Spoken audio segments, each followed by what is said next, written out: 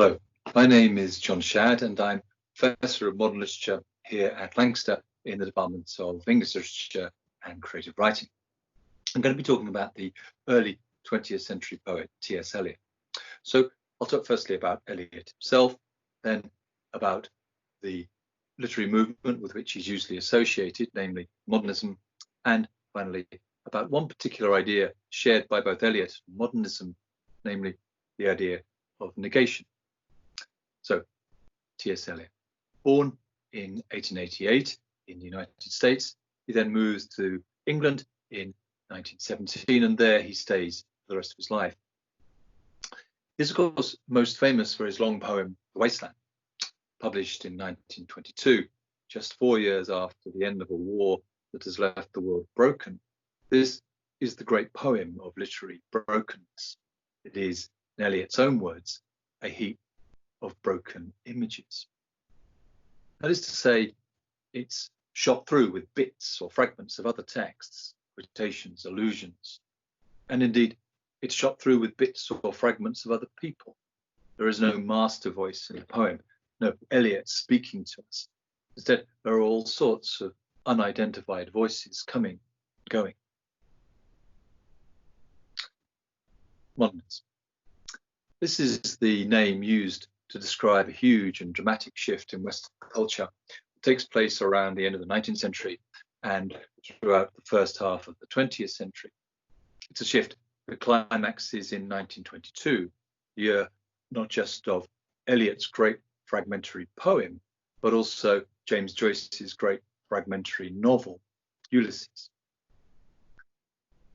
Modernism is, above all, the art of the new, or the shock of the new.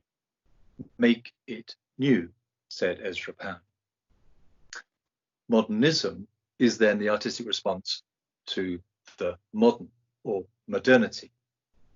It's a response to modernity's stuttering mechanic rhythms. Think of the lonely typist in The Wasteland.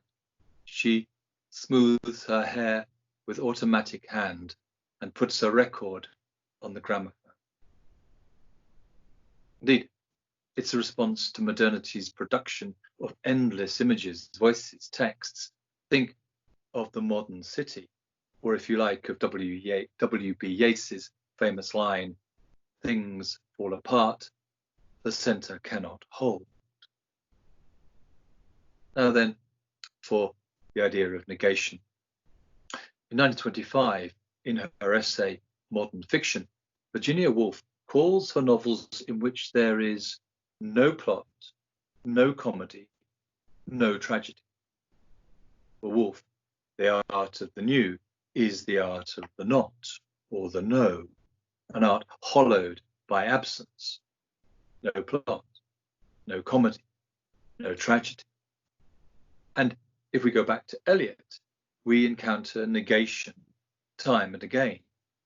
We see a world that's full of holes. On Margate Sands, I can connect nothing with nothing.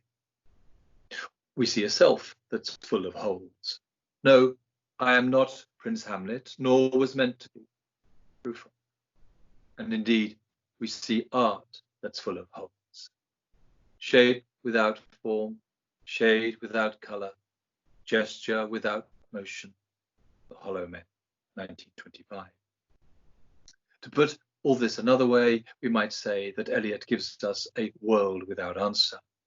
Prufrock seeks to roll the universe towards some overwhelming question, a mention of answer.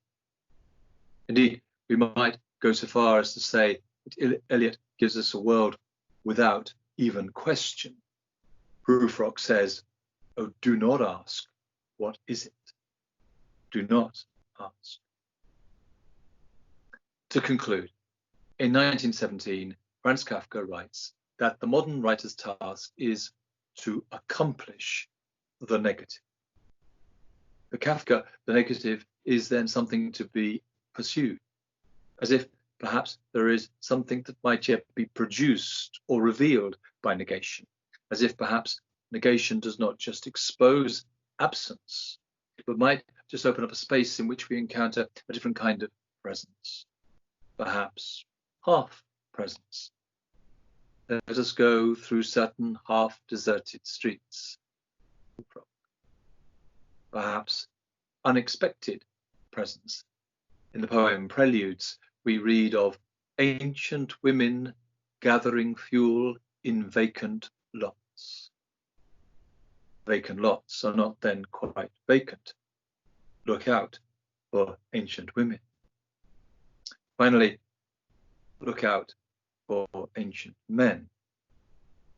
I met one walking, loitering and hurried, as if blown towards me like the metal leaves. And as I fixed upon the downturned face, I caught the sudden look of some dead master. Little Kidding, 1940. So that's it, except to say that it's not, or not quite, because this passage from Little Gidding ends not just with shock at the presence of someone else, but also perhaps with shock at the presence of myself. So I assumed a double part and cried, and heard another's voice cry, "What are you here?" Climactic or overwhelming question is not then, is the dead master here? Or, if you will, is he here? But rather, am I here?